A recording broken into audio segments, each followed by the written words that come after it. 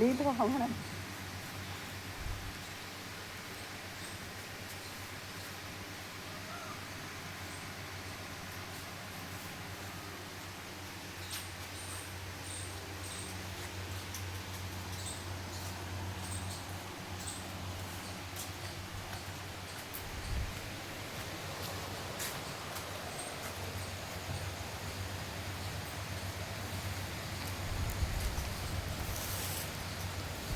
બેસો બેસો.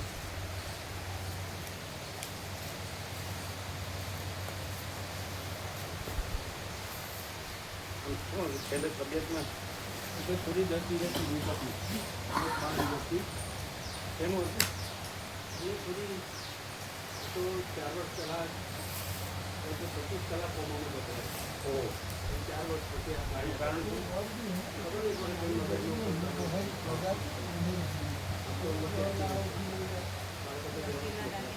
ચાર વર્ષ પહેલાં શું પછી પાછા પછી મારું વચ્ચે વચ્ચે થઈ જશે. બીપીનું શું હતું? નોર્મલ હતું. ડૉક્ટરો પણ 4 વર્ષથી બે ટ્રીટ કરી દે પોતાની ક્રિયા બધા જાતે કરે.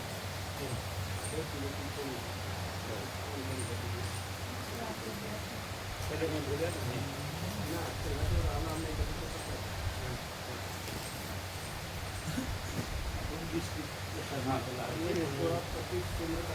સુંદરકાંડનું પુસ્તક શનિવારે સુંદરકાંડ રાખ્યું હતું.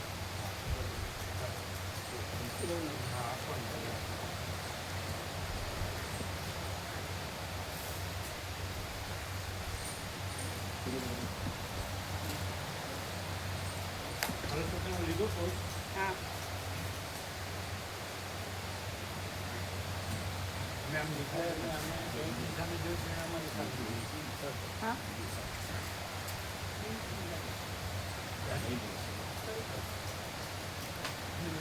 મેં સામે જોયું અમારી સાથે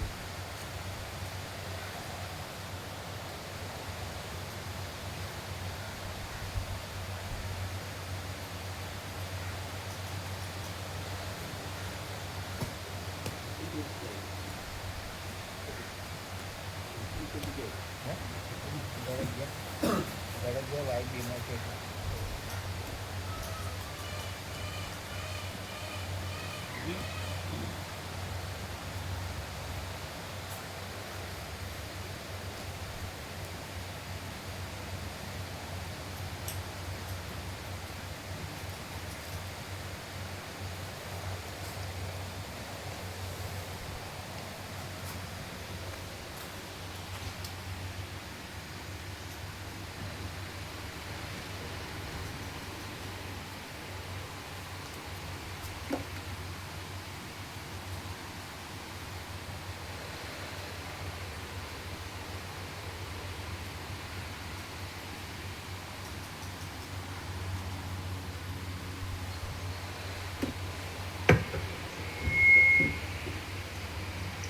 ओम ओम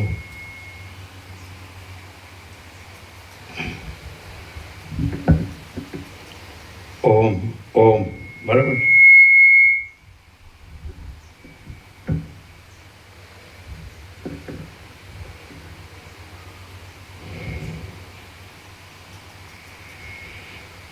परम चिदाकाश, परम ज्योति, अखंड ज्योति,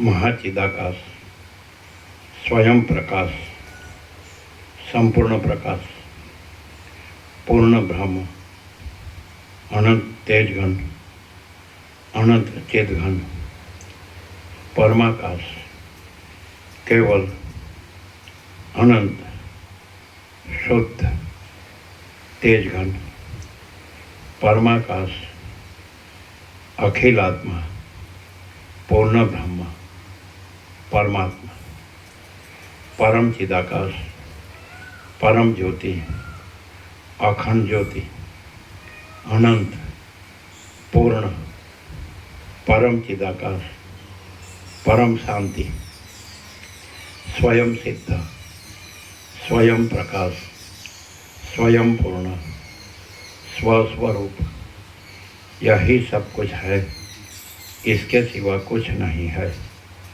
शून्यभास अनंत कोटि महाकल्पो है ही नहीं। महाचिदाकाश स्वयं प्रकाश संपूर्ण प्रकाश महाचिदाकाश ज्योति अनंत अखंड अभेद महाचिदाकाश ज्योति महातत्व महासामान्य महाचिदाकाश स्वसंवेद्य सहज निर्विकल्प महाचिदाकाश परम कैवल्य परम शांति परम चिदाकाश अनंत पूर्ण निरपेक्ष सत्य अनंत संपूर्ण अपरिघी निर्भ्रांत निरपेक्ष। वशिष्ठ राम वैराग्य प्रकरण राउंड 40मो राउंड।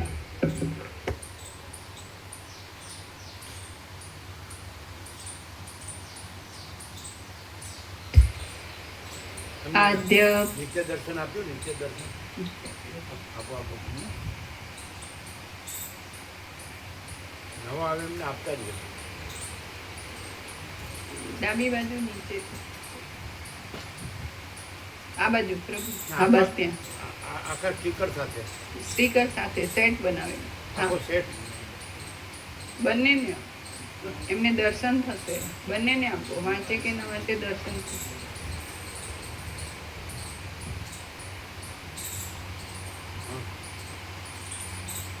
સેટ આપો આખું સેટ અને સ્ટીકર ને બધું આખો સેટ છે ને આખો.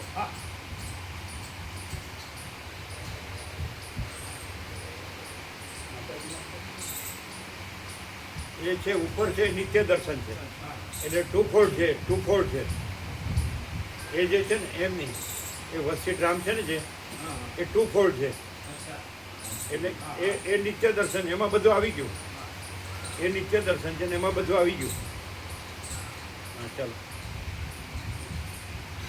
આદ્ય પરબ્રહ્મ સદગુરુ દેવ કી જય. ઓમ શ્રી પરમાત્મને નમઃ. સદગ્રંથોમાં શિરોમણી શ્રી યોગ વાસિષ્ઠ મહારામાયણ. બીજું મુમુક્ષુ પ્રકરણ, પાના નંબર 75. સર્ગ 5મો. પુરુષાર્થની પ્રબળતા અને દૈવની અભિન્નતા. આ 5મા સર્ગમાં પુરુષાર્થની પ્રબળતા અને પુરુષાર્થથી દૈવની અભિન્નતા યુક્તિપૂર્વક કહેવામાં આવશે. વશિષ્ઠ બોલ્યા, જેમ પીળા અને કાળા આદિ વર્ણોની પ્રકટતામાં પ્રભા જ કારણરૂપ છે, તેમ શાસ્ત્ર પ્રમાણે ચાલનારા લોકોની પ્રવૃત્તિ જ સઘળા પુરુષાર્થોની સિદ્ધિમાં કારણરૂપ છે. મનથી કેવળ ઈચ્છા કરવામાં આવે પણ શાસ્ત્ર પ્રમાણે પુરુષાર્થ કરીને સિદ્ધ કરવામાં ન આવે તો તે એક જાતનું ઘેલાપણું જ ગણાય. એથી પુરુષાર્થ સિદ્ધ થતો નથી પણ મોહ ઉત્પન્ન થાય છે. જે રીતે કર્મ કરવામાં આવે છે તે રીતે મનુષ્યને ફળનો અનુભવ થાય છે. પૂર્વજન્મના જે કર્મ આખો શાસ્ત્રથી જ કરે છે ને. વેદાંતાચાર્ય જે થાય તો શાસ્ત્રથી જ વેદાંત બ્રહ્મદાન કરે છે ને. એમાં શું ફેર ખ્યાલ આવે? હા બોલો. શાસ્ત્રથી જ કરો ને તમે. પ્રક્રિયા ગ્રંથોથી કરો. ઉપનિષદ બ્રહ્મસૂત્ર ગીતા લઘુ ગુરુ પ્રસ્થાંતરય શાંકરભાષ્ય અને પછી આ બધું જે વિવેક ચૂડામણી કે અપરોક્ષાનુભૂતિ આત્મબોધ બધું તો અષ્ટાવક્ર ગીતા બધું કરો ને તમે. શાસ્ત્રથી જ કરે છે ને. તો એમાં શું ફેર? વિજ્ઞાનનું જે તાત્પર્ય છે મહર્ષિ કહ્યું કે દેહો ના હમ કોહમ શુહમ આટલી જાણવા માટે શાસ્ત્ર ભણવાની જરૂર હતી. એના બદલે એ લોકો આ હું છું અને આ શાસ્ત્ર તો શાસ્ત્ર વાસના વધતી જ જાય. આગળ પછીનું અભિમાન વધતું જાય કે હું આચાર્ય છું, હું આ છું કરવાનું છું. બાકી તો હું દેહ નથી એટલું જ જાણવા માટે આ શાસ્ત્ર ભણવાની જરૂર હતી. આ છે એ સ્વયં પ્રકાશ છે પોતે, એબ્સોલ્યુટ. એમાં બીજું કાંઈ નથી ને બીજું કાંઈ થતું નથી, બીજું કોઈ નથી, કાંઈ નથી ને કાંઈ થતું નથી. જ્યારે એમાં પાયામાં જ અજ્ઞાન છે એવું માનવામાં આવે છે. બીજા કોઈ સ્વરૂપ છોડીને જાણે બ્રહ્મ બીજું થતું હોય અને પછી પાછું પ્રયત્ન કરવાથી, પુરુષાર્થ કરવાથી આવું થશે, અને એની પ્રક્રિયાઓ અને એના બધા વિધિ નિષેધ અને એના ફળ પણ, સફળતા ને નિષ્ફળતા ને એવું બધું, એટલે એપિયરન્સમાં જ આવે બધું.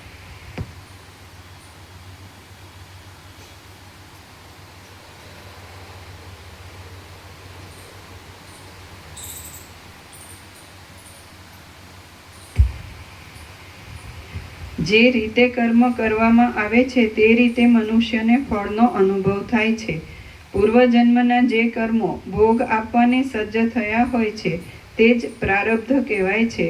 માટે પ્રારબ્ધરૂપ કર્મોનું ખંડન આ જન્મના સત્કર્મોથી કરી શકાય છે. શાસ્ત્રોને અનુસરતો અને શાસ્ત્રથી વિરુદ્ધ એમ બે પ્રકારના પુરુષાર્થ છે. તેમાં શાસ્ત્ર વિરુદ્ધ પુરુષાર્થથી અનર્થ થાય છે અને શાસ્ત્રને અનુસરતા પુરુષાર્થથી ઉત્તમ ફળ મળે છે. પૂર્વજન્મનો પુરુષાર્થ અને આ જન્મનો પુરુષાર્થ એ બંને પરસ્પરના હરીફ ન હોય તો પણ તેઓ ઘેટાઓની પેઠે લડ્યા કરે છે અને તેમાં જે ઓછા બળવાળો હોય છે તે હારી જાય છે. આથી પુરુષે શાસ્ત્રના નિયમને અનુસરીને એવો પુરુષાર્થ કરવો જોઈએ કે જેથી આ જન્મનો પુરુષાર્થ પૂર્વજન્મના પુરુષાર્થને તરત જીતી લે.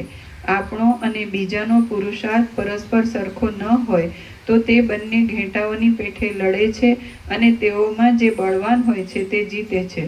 જો શાસ્ત્ર પ્રમાણે પુરુષાર્થ કરતાં પણ અનર્થની પ્રાપ્તિ થાય તો તે સમયે એ અનર્થ આપનારા પૂર્વજન્મના, કદાચ કોઈ કહે કે અમે 1-2 વાર જઈ આવ્યા છીએ એટલે પાછું ત્યાં કાંઈ નથી, ત્યાં અમારે જવું છે, તો શું કહેવાય?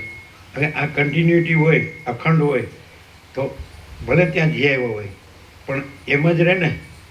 ત્યાં જાય તો એ જ અભ્યાસને એ વિવેક વૈરાગ્યને સમદમને બધું રહે ને.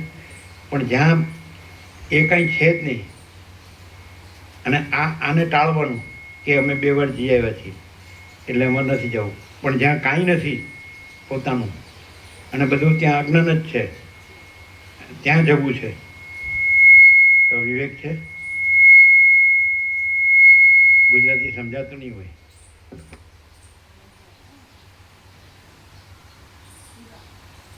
એટલે એને શું કહેવાય? કેવું ઘેટું બળવાન થઈ ગયું? વાસના ઘેટું. ત્યાં છે નહીં કાંઈ, ત્યાં કશું જ નથી. અને અહીંયા કદાચ એમ કે 2 વાર જોયું, એ 2 વાર જોયું છે તો દિલ્હી તો આખી જિંદગી જોયું છે, તો કેમ જો કરવું છે? એમાં કાંઈ છે તો નહીં. એટલે આખી જિંદગી જોયું છે તો એ જ જોવું છે. એટલે કામો શું કરે છે? અને આ 2 વાર જોયું છે એમ કંઈ ટાળવું તો આમાં તો ભગવાનના સંપૂર્ણ દર્શન ને ભગવાનનો સંપૂર્ણ આનંદ મંગળ જ છે, તો બધાએ અનુભવ્યું છે 3 વાર. તો પછી તમને સમજાણું નહીં? અમે 2 વાર જોયું તો દિલ્હી તો આખી જિંદગી જોયું છે અને એમાં તો કાંઈ નથી જોયું, કાંઈ મળ્યું નથી. દુઃખને અશાંતિ જ મળી જાય, ભાવ મટ્યો નથી, ઈચ્છા પૂરી થઈ નથી, તો પણ ઊંધું જવું છે.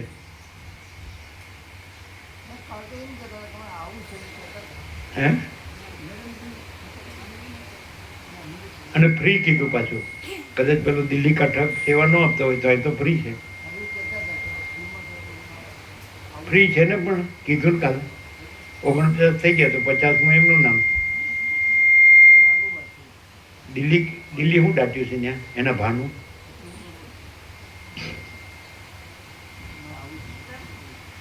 वैसे सेवा की बात नहीं है, हमने बात नहीं की थी प्रशांत से, पर 2 बार जा चुकी थी. आज मैं प्रशांत से बात करूंगी, वो सेवा दे देंगे फिर चली जाऊंगी. શું કહે છે? સેવા બી મેં દે दूंगी. એમને પ્રશાંત પ્રભુ છે એમને પૂછી इससे बात करके આજે હું सेवा વાત भी કરી दूंगी. લઈશ એમ કે ये सेवा आपने એમ નહીં. એમ નહીં, 2 વાર અમે ગયા છીએ નથી આવવું એ શબ્દ ખોટો છે. पहले बोला था इमा એ ન આપે સેવા તો ફ્રીમાં તો એ મળે જ છે ને. ભગા પ્રભુએ કાલે કીધું કે પહેલી બસમાં તો બરાબર છે. ચાર જણની સેવા, 4 સેવા નથી ગણવાની, અને 46ની જ ગણવાની. રાત્રે વાત થઈ ગઈ, બસવાળા સાથે વાત થયેલી. એટલે એમાં પ્રસાદ એ દિલ્હી કા ટ્રક ક્યાં આવ્યો? આપણે ત્યાં જવું જ શું કામ? એ આપણો શું હગો થાય? એ આપણો શું સગો થાય? જે આપણા હતા એ આપણા સગા નોડ્યા, તો જે આપણો નથી એ આપણો શું સગો થાય છે? એની અપેક્ષા શું કામ રાખવાની? અહીંયા શું નથી? શું કહે છે? તો પછી એમનો ફેરફાર કર્યો. જે આપણી ભ્રાંતિ હતી ને એમને સમજાવી તો મારે તો જવાની જરૂર નહીં દિલ્હી. પણ ત્યાં એનું કોઈ નથી ને કાંઈ નથી. જો અમારું ક્યાંય કોઈ નથી ને કાંઈ નથી એટલે અમે ક્યાંય નથી જતા. હા કે એને મારું તો છે એટલે હું જાઉં છું એમ પાછું. મારે નહીં. મારે પૈસા નહીં.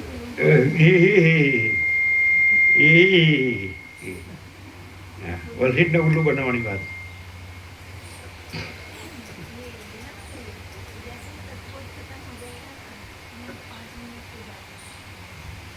અરે પેલું આપે કે ના આપે?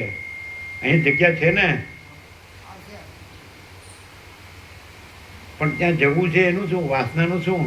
પછી જ્યાં કાંઈ નથી ત્યાં જવું છે, અને જ્યાં બધું જ છે તો અમે ગયેલા જ છીએ. ભગવાનમાં ગયેલો હોય તો ફરી પાછો ભ્રાંતિમાં આવે જ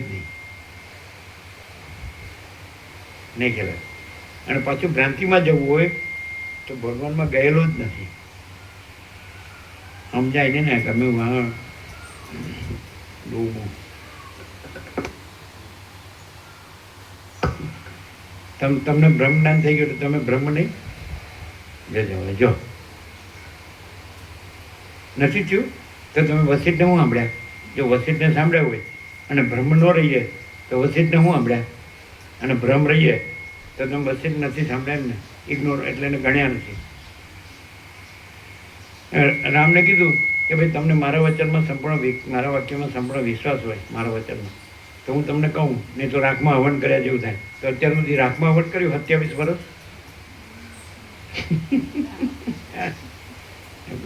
અને પરોપદેશે પાંડિત્યમ. એમને કહ્યું કે લેક્ચર કરો તો તૈયાર બેસી જાય. આ વ્યાસપીઠ થઈ ગઈ તૈયાર.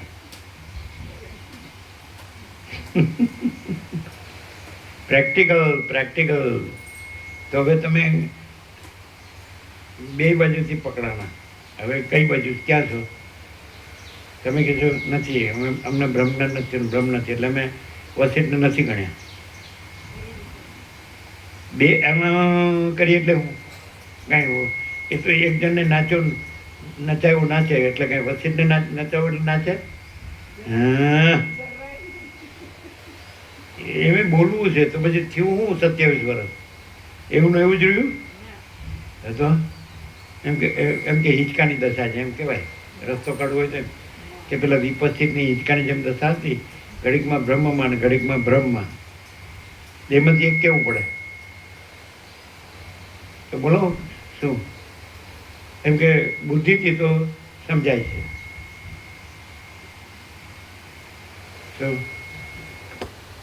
જરાય રાખમાં હવન નથી થયો અને બ્રહ્મ જ બ્રહ્મ છે, એમાં હું બ્રહ્મ જ્ઞાન થઈ ગયું એટલે હું બ્રહ્મ છું એવું નથી એમ કીધું.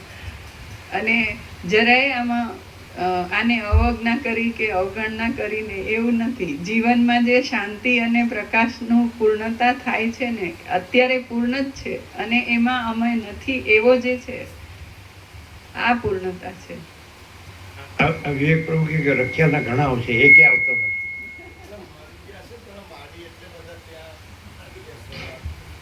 આપણે 17મી ઓક્ટોબરે જવાનું છે ને, અને 12મું 13મું કરે એટલે પૂરું થઈ જાય કે નહીં? કોઈ પણ દેવ થઈ જાય એટલે હા જો ઓધર પ્રોગ્રેસ પૂરું થઈ જાય.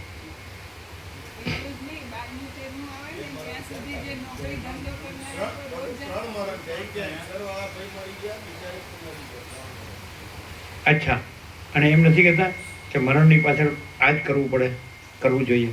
ગીતાનો 12મો અધ્યાય 15મો અધ્યાય એટલે આ શું છે? આખી ગીતા નથી? ભગવાનના સંપૂર્ણ દર્શન ને ભગવાનનો સંપૂર્ણ આનંદ મંગળ. અને 2 વાર ગયો હોય એ પોતાની રીતે ગયો હોય, આ રીતે ગયો છે? એ તો કઈ રીતે ગયો હોય? ફરવા ગયો હોય. આ ફરવા જવાનું છે?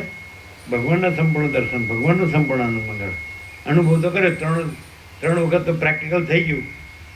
હવે શું કહેવાનું, જોવાનું શું?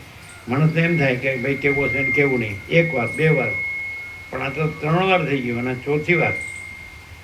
અમે ક્યાં કાંઈ લેવા દેવાનું છે? પોતાને પામવાનું છે કે નહીં? અને દેવ થઈ ગયા એમ કર્યા કરીએ તો એને પાછા લાવો પકડી. હું કેમ જવા દો? ખબર તો છે કે આ મિથ્યાને નાશવંત છે, અસત અસાત દુઃખરૂપ છે, મિથ્યા નાશવંત છે અને સ્વપ્ન જેવું ઝાંઝવાના જળ જેવું છે. પછી એનું ગાગા ગાણું ક્યાં મરી ગયા સુધી કરવાનું? પેલો મરી ગયો, પેલો જન્મ્યો, એટલે ભગવાન જ છે, બીજું કાંઈ છે જ નહીં. તો ભગવાન જ રહેવાનું હોય, કાંઈ ન હોય એનું ગાવાનું ન હોય. શું કહે? પછી એમ કહીએ કે અત્યારે તો અનુભવાય છે ને, લ્યો, અરે અત્યારે નથી અનુભવાતું. અને જે ભગવાન રહ્યા હોય એ પ્રમાણ છે, જે ભગવાનનો ભ્રમ રહ્યા હોય એ પ્રમાણ નથી. એક જ વશિષ્ઠ પ્રમાણ છે, 7 ખંડના 800 કરોડ પ્રમાણ નથી. એ તો ભ્રમથી રહ્યા છે. અને વશિષ્ઠ તો પરમ ચિદાકાશ પરમ જ્યોતિ અખંડ જ્યોતિ રહ્યા છે. વશિષ્ઠ નથી રહ્યા અને જગતે નથી રહ્યા. તો એ પ્રમાણ કહેવાય. ખોટું ગાગા કરવાનું ન હોય, સાચું રહેવાનું હોય. શું કહે? શું છે નિત્ય નૂતન પ્રકાશ? આખોય નિત્ય નૂતન પ્રકાશ છે કેવું છે? કે હું આ છું અને સંસાર છે અને એમાં અમે વાસનાથી ઊંધા વિપરીત ચાલતા હોય અને આ પ્રકાશની અવગણના અથવા તો એને સેકન્ડરી ગણીને કરતા હોઈએ તો એના માટે ક્લિયર વિવેક છે કે આ સત્ય છે ને આ કંઈ નથી. અને એમાં અમથા ઊંધા મરી અને લાઈફ આખી બરબાદ કરવી એ ખોટું છે. અને પાછું જેને આગળ પાછળ કાંઈ ન હોય એને એવું કેમ મરવા જાય? એને અહીં કાંઈ તકલીફ હોય તો કયો, એની સેવાની અહીં જરૂર નથી. એ પણ એનો અનુભવ છે કે અહીં સેવાની જરૂર નથી. મા અન્નપૂર્ણા અખૂટ ભંડાર છે, અભર્યો ભર્યો શબ્દ બાળપણનો સાંભળેલો છે, અખૂટ સાંભળેલો. અભર્યો ભર્યો એટલે ભર્યો એટલે ફૂલ, પૂર્ણ. પૂર્ણ. મા અન્નપૂર્ણા અહીંયા અખૂટ ભંડાર છે કે નહીં? અને ભરપૂર અભરે ભર્યો છે કે નહીં? અને મૂળજી પ્રભુએ કીધું કે આ એક વખત હું આપું છું પ્રેમથી સેવા, તો પાછી મોકલાવી દીધી કે નહીં? આ ખબર નથી પડતી કે હું મારી સેવા કરું છું. શું કહે? આની કિંમત શું? વિવેકાનંદને કોઈ તર્ક કર્યો, એનો પરમ ભક્ત હતો, શરદ ચક્રવર્તી, અને બ્રાહ્મણ હતો અને વેદાંતી હતો. એટલે ગુરુ શિષ્ય વાર્તાલાપ વિવેકાનંદજીના સાનિધ્યમાં 2 ટાઇટલ વાળી બુક છે. એના જે 12 ભાગ છે ને એમાંથી કાઢેલો ભાગ છે. એમાં સ્વામીજી એણે કીધું, વિવેકાનંદને કીધું, સ્વામીજી કે આ સંન્યાસીઓ છે એ કાંઈ કરતા નથી અને એમને બધી લોકોની સેવા લે છે સમાજની, તો એ શું ઉચિત છે? એટલે સ્વામીજીએ શું કીધું ખબર? કે ત્રાજવાના એક પલ્લામાં એ તમને જે આત્મજ્ઞાન આપે છે અને આત્મા શાંતિ આપે છે એ રાખો, અને બીજા પલ્લામાં તમે એને સામાન્ય શરીરનું જે નિર્વાણું આપો છો એ રાખો. તો કયું પલ્લું નમે? બોલો, વાંચેલું જ કરો, હાથ ઊંચો. તમે વાંચેલું. અચ્છા. અને કન્યાકુમારી વિવેકાનંદ રોક મેમોરિયલ બનાવ્યું તો સ્વામીજી ત્યાં ગયા તો હોડીવાળાને આપવા પૈસો નહોતો, ખોટી હોડી નહોતી. એટલે એમણે ઝંપડાવ્યું છલાંગ મારીને, અને માતા કન્યાકુમારીનું ફૂટપ્રિન્ટ હતું, પગલું. એટલે શિલા પર ગયા અને 3 રાત ધ્યાનમાં બેઠા. અને એમને સર્વાંતર્યામીની પ્રેરણા થઈ કે ભારતનો આદર્શ ત્યાગ અને સેવા છે. જે આદર્શમાં રહેશે તો એ જ પરમને પામશે. પછી બીજું એમ કીધું કે આધ્યાત્મિકતામાં ભારત ગુરુ સ્થાને રહેશે. અને જેણે સાચી આધ્યાત્મિકતા જોતી હોય, પોતાનું પરમ જોતું હોય, તો એને ભારતના ઋષિના ચરણમાં આવવું પડશે. આ બે એમને પ્રેરણા થઈ. 3 નાઇટ એમને ધ્યાન ધર્યું એ વિવેકાનંદ શિલા સ્મારક. માતા કન્યાકુમારી તો છે જ, અને શિલા સ્મારકની બાજુમાં શિલા છે, એને ગ્લાસથી પારદર્શક, અને એટલે માતાનું કન્યાકુમારીનું ફૂટપ્રિન્ટ છે, પગલું. તમે ગયા નથી ગયા? ફૂટપ્રિન્ટ 3 મહાસાગર મળે છે. તો પૂર્વમાં જે બંગાળનો ઉપસાગર છે એનું જળ લીલું છે, દક્ષિણમાં હિન્દી મહાસાગરનું જળ બ્લુ છે, અને પૂર્વ પશ્ચિમમાં અરબ સાગરનું જળ પીળું છે. ત્રણેય છે એ એક રસ છે, અને ત્રણેયના કલર જુદા જુદા દેખાય છે. આ બધું પૈસાથી મળે છે. તમે પૈસા આપો છો, હું આપું છું તો તમારું છે. તમે બીજાને આપો છો, તમે લ્યો છો એ તો તમે ગણતા જ નથી. હું આપું છું એમ કહો છો, તો એનો અર્થ એમ કે હું ને મારું છે, અને પ્રભુ જ સર્વ છે, ને બધું પ્રભુનું છે એ નથી. રામકૃષ્ણ પરમહંસ કહે છે કે હું મારું એ અજ્ઞાન, અને બધું પ્રભુનું છે, ને પ્રભુ જ સર્વસ્વ છે. સમજે? પ્રભુ જ સર્વસ્વ છે, ને બધું પ્રભુનું એ જ્ઞાન. નાહમ નાહમ તુંય તુંય, એમ હું આપું છું. જો, અને આવ્યો ત્યારે નાગડો બુગડો આવ્યો, તો જાય ત્યારે નાગડો બુગડો જાય છે, અને હું આપું છું. અરે હું લઉં છું, મારું પરમ હું લઉં છું બધી રીતે. તમે કે હું અહીં નથી રહેતો, હું અહીં ખાતો પીતો નથી. અરે તમને ખાલી એક જ આપ્યું ઓર્ડર, ઉપર વસીટ રામ છે, બરાબર છે, પાછળ પરમ ચિદાકા સ્વામી છે, અને વચ્ચે જન્માષ્ટમીનું 17 17 છે, અને ગણેશ ચતુર્થીના 17 17 છે. આખી દુનિયામાં ક્યાંયથી મળે તો લાવો, હું આપું છું. પેલા પેલી સત્યભામાં બધું સોનું મૂકી દીધું, તો કૃષ્ણનું પલ્લું નમેલું નમેલું જ રહ્યું.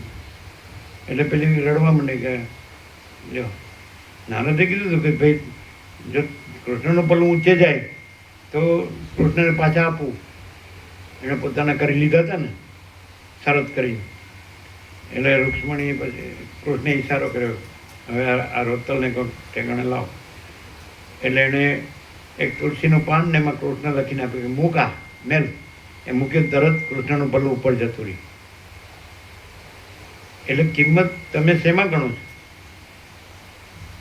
રામકૃષ્ણ પરમહંસ કે જે એકલાની પાછળ મીંડું મૂકો તો 10 થાય, બીજું મૂકો તો 100 થાય, ત્રીજું મૂકો તો 1000 થાય, ચોથું મૂકો તો 10,000, લાખ, 10 લાખ, કરોડ, 10 કરોડ, અરબ, ખરવાની કરો. અને રામકૃષ્ણ કહે છે આગળથી એકડો કાઢ દો તો. એટલે પરમાત્મા એકડો છે, અને પાછળ બધા માયાના મીંડા છે. તો તમે મરી ગયા સુધી માયાના મીંડા જ ગણો છો, પરમાત્મા ગણતા જ નથી, એકડો ગણતા જ નથી. અને મીંડા એકલાને આપે. મીંડા અહીં હું આપું છું તો એ અહંકાર નથી તો શું છે? અહીં કોઈ તમે 49મું વર્ષ છે, બરાબર, અને 10મી ઓક્ટોબરે આ દેશમાં 50મું પૂરું થશે. સમજાય? તો કોઈ એમ જોયું કે કોઈનું અહમ પોષ્યું છે, કે કોઈની ફૂટી કોડી લીધી છે? કોને આપો છો? તમને એમ તો સમજો કોઈ વ્યવસ્થા કરે છે તો તમે વ્યવસ્થામાં આવો, તો તમે થોડું લ્યો છો. એ તો બધું એમાં યોજાય છે. પરમ પ્રકાશ, પરમ આનંદ, પરમ શાંતિ. કોઈ લેનાર દેનાર છે જ નહીં. સમજાતું નથી? નહીં. અને કેમ કે હું આ પૈસાથી જ થાય છે, તો રાખ તારા પૈસા. એટલે પૈસાથી સૂર્યનારાયણ ભગવાન ઉગે છે, પ્રકાશે છે. પૈસાથી આ પવનદેવ વાય છે, જેનાથી જીવાય છે. પૈસાથી અન્ન જળ છે, પૈસાથી ટાટતા પડસાદ છે, શિયાળો ઉનાળો ચોમાસું છે, દિવસ રાત છે. પૈસાથી આ પ્રાણી પદાર્થ વ્યવહાર છે, પૈસાથી વનસ્પતિ ઔષધિ અન્ન છે, પૈસાથી પર્વતો મહાસાગરો નદી ઝરણા છે, પૈસાથી ખેતરો છે. કેવું રૂઢ ભ્રમ રૂઢ થઈ ગયો છે. અને પાછું પાછળ હરકાયું કૂતરું પડ્યું હોય એમ દોડા દોડ ભાગ દોડ કરીને મરી જવાનું. શું લેવા પણ આ ન મળ્યું હોય જેને વસીત પ્રકાશ, સરળ શ્રવણ, અખંડ પૂર્ણ તત્વ, તો વાત અલગ છે, એનો દોષ નથી. મળ્યા પછી પણ જો માયા જ ગણવાની હોય અને હું આપું છું કોને આપો છો? જે વ્યવસ્થામાં હોય તો દાખલા તરીકે એ પેપર લાવે, પછી એ ટાઈપ કરનારને આપે, પેપરવાળાને આપે, ટાઈપ કરનારને આપે, પછી પ્રિન્ટિંગવાળાને આપે, અને પછી લેમિનેશનવાળાને આપે. પોતે લાવે ને બધું આ બધું કરે તો પોતે તો સેવા પોતાની કરે છે, એ તો લેતો નથી. આટલું બધું કરવાનું, અડધી રાત્રે મધરાત્રે પણ પ્રિન્ટિંગ થાય. તમે કર્યું જ ને? આ બુકો છપાય તો ફ્રીમાં બુક અપાય. એક બુકના પેલા હતા બ્રહ્મદેવતા, એ ત્યાં આપણે જતા 6 કિલોમીટર પહેલાં આવે જ ને શુક્લતીર્થ, એના બ્રહ્મદેવતા હતા ને, તો કે આ પરમાત્મા તત્વ પ્રકાશ મારા હાથમાં પણ એડ્રેસ નથી ને કોઈ કોણે લખ્યું છે ને શું ખબર જ નથી. અને પછી એ પોતે ગાંધીનગર સરકારી પ્રેસમાં હતા, અને એણે એમ કીધું કે ઇંગ્લિશ બુકો 500, 700 મળે છે અહીંયા, આટલી જ. આનું કાંઈ એ ટોકન શા માટે? કોઈ એમને લઈ જઈને એને ગમે તે નાખી ન દે, એટલે ટોકન હોય. નહીં તો જો હેસ હોય કે આ જો હેસ હોય. આ બુકો ઇંગ્લિશ બુક હોય તો 500-700 મળે, સમજે? અને તમારા જ લોકો કે વિદેશથી કોઈ એક સબ્જેક્ટ છે એનું લેક્ચર કરવા આવે, 1.5 કલાક લેક્ચર કરે તો કેટલા લેશે? લાખો લેશે, લાખો એક લેક્ચરના. બોલો, ખબર ખબર કહું? હે? બસ આ તો કાંઈ નહીં, એ તો એ બોલે છે તો હું બોલી આપું એમ. કોઈ મૂલ્ય જ નથી, પૈસાથી જ બધાને ગણવાનું. પણ અહીંયા પૈસો નથી ભાઈ, અમે તો ઓળખતા જ નથી. અમારે તો ક્યાં ને શું લેવા દે? તમારી વ્યવસ્થા છે એને, તમારું તમે લ્યો છો, તમે કોઈને આપતા નથી. તમે આપો છો તો પેપરવાળો લે, ટાઈપવાળો લે કોમ્પ્યુટર, પછી પ્રિન્ટિંગવાળો લે, પછી લેમિનેશનવાળો લે, પછી કોથળીવાળો લે. તો તમે કોને આપ્યું? આ પછી તમે લીધું ને, પણ એ તમે આપ્યું એને એક પલ્લામાં મૂકો રાજવાના, અને જે તમે લીધું એને એક પલ્લામાં મૂકો. આ નિત્ય દર્શનને એક પલ્લામાં મૂકો, અને આખી દુનિયાની સંપત્તિને એક પલ્લામાં મૂકો. બોલો, ઓપન ચેલેન્જ. બોલો, કોઈ પણ આવી જાય મેદાનમાં. આ નિત્ય દર્શન આપ્યું એને એક પલ્લમ, ખાલી એટલું જ એક ફોલ્ડર છે ને, એક પલ્લમ. આખી દુનિયાની પ્રોપર્ટી એક પલ્લમ મૂકો. એ કાંઈ નથી, 0. અને આ પૂર્ણ છે. પણ હું 5000 આપું છું. અરે, વૈરાગ્ય, આત્મજ્ઞાન, પરમાકાશ, પરમ શાંતિ, વાસના, ભોગો, ધન, ગધા મજૂરી, દુઃખ, અશાંતિ.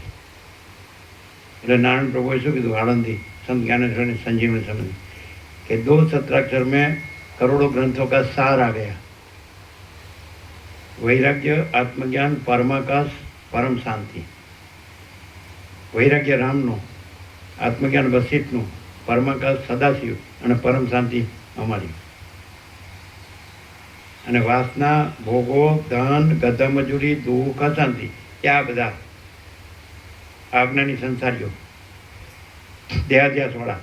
આ હું પુરુષ છું ને, આ સ્ત્રી છે ને, આ પ્રજા છે ને, પ્રજાની પ્રજા છે ને, પ્રજાની પ્રજા છે, આ ઘર છે ને, આ ધન છે ને, આ માન છે ને, પ્રોપર્ટી છે ને, અમારું સોનું છે ને, અમારું વાહન છે ને, અમે ભણેલા ગણેલા છે ને, અમે આમ કર્યું ને આમ કર્યું, અમારો ધર્મ કર્મ છે ને.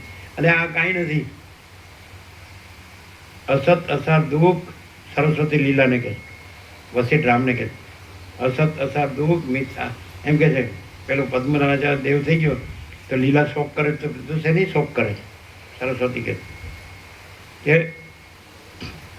તું વિચાર કર કે આ સંસારમાં શું છે ને હું કોણ છું. સરસ્વતીએ કીધું આ બધું અસત અસાર દુઃખ છે, મિથ્યા નાશવંત છે, અને સ્વપ્ન જેવું ને ઝાંઝવાના જળ જેવું છે. પછી એને એ સમ્યક પ્રબુદ્ધ થઈ એટલે હું પરમ ચિદાકાશ, પરમ જ્યોતિ, અખંડ જ્યોતિ છું, અને બીજું કંઈ છે જ નહીં.